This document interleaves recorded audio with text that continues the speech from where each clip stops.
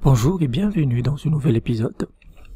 Aujourd'hui, nous allons parler de l'Indonésie et comment les récentes interdictions des importations de matières premières par l'Indonésie impliquent une mutation majeure dans le pays qui lui permettra de devenir l'un des géants en Asie, surpassant le dragon ou l'éléphant. Si dans l'imaginaire collectif condescendante des médias occidentaux, l'Indonésie est surtout le plus grand pays musulman au monde, la réalité est bien différente. L'Indonésie, par plusieurs législations libérales, tout en renforçant la valeur ajoutée, est bien partie pour devenir l'un des plus gros géants industriels de l'Asie du Sud-Est. Et dans une vingtaine d'années, il pourrait rivaliser avec les puissances indiennes et chinoises. En janvier 2022, le RCEP est entré en action. Et c'est la plus grande zone de libre-échange au monde, couvrant le Pacifique et l'Asie. Il totalise 30% du PIB mondial et près de 2,9 milliards d'habitants.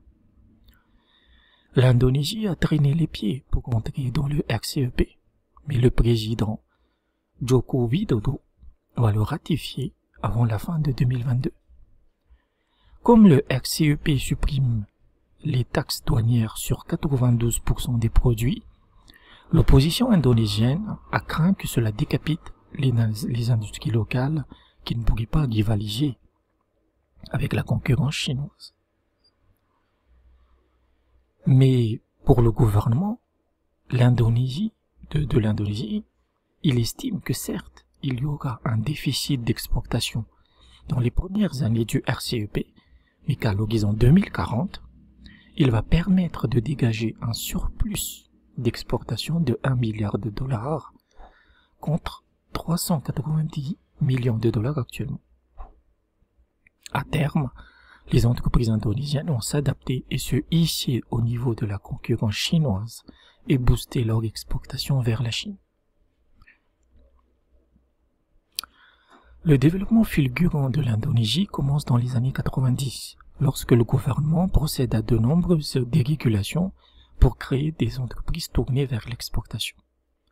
De 1990 à 2000, son PIB va croître de 50%, en passant de 100 milliards à 160 milliards.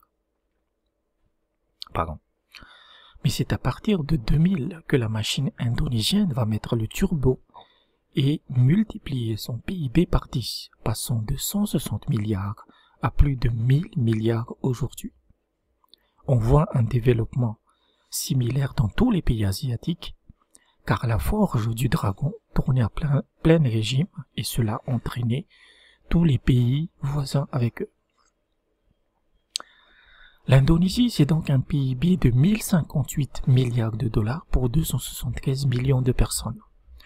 En parité de pouvoir d'achat, il se classe 7e mondial, surpassant la France, le Royaume-Uni ou le Brésil. L'Indonésie a tout pour devenir un ogre, des matières premières à foison, une population suffisamment jeune pour bénéficier du bonus démographique et une industrie florissante.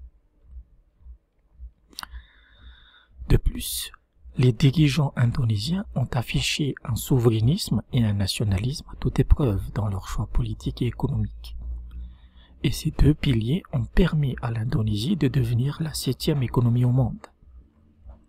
Mais son tourbillon économique se concentrait surtout sur l'exportation de matières brutes qui était avalée avidement par la Chine. Aujourd'hui, l'Indonésie veut imiter ses autres voisins et comprend que la richesse vient des produits transformés, les produits les plus sophistiqués, plutôt que d'exporter massivement de la pierre et de la matière grasse. Mais il y a un problème. Car vous ne pouvez pas entrer dans une zone de libre-échange telle que le RCEP sans avoir une colonne vertébrale industrielle en acier. Et c'est ce que l'Indonésie a prévu pour contrer ce libre-échangisme colossal avec sa loi Omnibus. Votée en 2020, cette loi est une réforme complète de nombreuses législations en cours, elle a pour objectif de faciliter les investissements étrangers, la création d'entreprises, d'emplois et l'acquisition des terres. Évidemment, les secteurs stratégiques resteront la chasse gardée du gouvernement. Mais de nombreux secteurs comme le numérique, le médical ou l'industrie seront ouverts aux étrangers. La loi Omnibus est une grosse carotte pour les investisseurs, mais elle vient aussi avec un formidable levier industriel qui est l'interdiction des matières premières. Pour l'Indonésie, l'exportation de produits bruts n'apporte aucune valeur ajoutée, et c'est de la richesse du pays qui s'envole pour enrichir d'autres cieux. Par exemple, l'Indonésie possède 24% des réserves mondiales de nickel, et c'est pour ça qu'elle a interdit son exportation depuis 2021. Le pays est en train de construire la première usine de batteries pour les voitures électriques dans l'Asie du Sud-Est. Et le nickel est l'un des principaux composants de ces batteries. Le pays, dans sa province Papua, possède aussi la seconde réserve de cuivre dans le monde, qui est aussi importante dans les voitures électriques. L'Indonésie veut donc garder toutes ses ressources premières, les transformer sur place et passer à une industrie haut de gamme, alors qu'aujourd'hui, elle est dans la manufacture d'entrée de gamme. En fait, selon le gouvernement, il va interdire toutes ces matières premières une par une chaque année, le bauxite, le nickel, le cuivre. Cela forcera les investisseurs étrangers à venir sur place. Et avec la loi Omnibus qui leur facilite la vie, tout le monde y trouve son compte. Surtout que l'Indonésie estime que cette transformation majeure de son économie lui permettra d'atteindre un PIB de 3 000 milliards de dollars en 2040, soit surpassant largement celui de la France. Et cela ne s'arrête pas aux minerais, car l'Indonésie vient d'interdire aussi l'exportation d'huile de palme dont il est le plus grand producteur mondial. Il représente 60% du marché de la planète. Cette interdiction va provoquer une hausse effarante de l'huile de palme qui est cruciale dans de nombreux secteurs, alimentaires et cosmétiques. Avec cette huile qui va tourner sur place, l'Indonésie veut lancer des usines pour des produits cosmétiques, de la margarine et d'autres produits alimentaires. Le pays est aussi un grand exportateur de charbon vers la Chine et il l'a interdit en début de 2022 pour lutter contre les pénuries énergétiques, mais également contre l'inflation qui la frappe comme le reste du monde. Cette interdiction du charbon a eu des conséquences immédiates pour le Dragon, qui s'est retrouvé à blackouter de nombreuses zones industrielles jusqu'à trouver de nouveaux fournisseurs et augmenter sa propre production.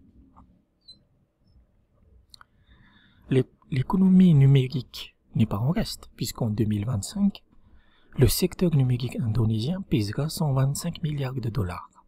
Et le pays n'a pas de problème centre-périphérie, comme c'est le cas par exemple en Occident, car sa pénétration numérique couvre tout le territoire. Toutefois, et malgré un regard tourné vers l'avant, les infrastructures de l'Indonésie ne sont pas encore capables de supporter le besoin économique d'un RCEP. Il y a encore beaucoup de routes à construire et à moderniser des villes existantes. Le président Joko Widodo, qui a été réélu en 2019, a annoncé un énorme plan de 400 milliards de dollars pour les infrastructures. Cela comprend 25 nouveaux aéroports et 2000 km d'autoroutes. L'Indonésie va également construire une nouvelle capitale, nommée Nusantara, N-U-S-A-N-T-A-R-A. C'est un terme indonésien qui signifie archipel. Elle coûtera 35 milliards de dollars et on a des investisseurs d'Abu Dhabi et d'ailleurs qui accourent pour la construire. Toutefois, il ne faut pas se tromper sur l'Indonésie, car beaucoup de pays ont un profit similaire, mais leur population reste pauvre avec une consommation intérieure qui reste rachitique. Le fléau de ces pays, c'est que les entreprises d'exportation sont aux mains des étrangers, et vous n'avez donc pas de retour de fric dans le pays. Mais l'Indonésie n'a pas ce problème, car sa consommation représente 60% de son PIB. Et donc vous avez une population avec un solide pouvoir d'achat qui veut goûter toutes les joies de la modernité. Et de nombreuses marques occidentales comme Coca-Cola, Burger King, KFC ou McDonald's sont présentes dans le pays depuis des années et cela va attirer d'autres grands groupes. Le marché du halal, par exemple, attire les convoitises de beaucoup. Ainsi, ce marché va atteindre 247 milliards de dollars en 2025. Et l'Australie, dont les liens avec le halal sont plutôt, on va dire, ténus, est quand même l'un des plus grands exportateurs de produits certifiés halal avec plus de 500 000 têtes de bovins par an, soit 65% des exportations bovines du pays des kangourous. Sur la géopolitique, l'Indonésie n'est fâchée avec aucune grande puissance, mais elle ne lève pas non plus les moutons ensemble. Le poids et la puissance économique de l'Indonésie est telle que personne ne peut se permettre de se fâcher avec, surtout les Occidentaux qui comptent dessus pour contrer l'influence chinoise. Donc en conclusion, la mutation de l'Indonésie est en marche et rien ne semble l'arrêter.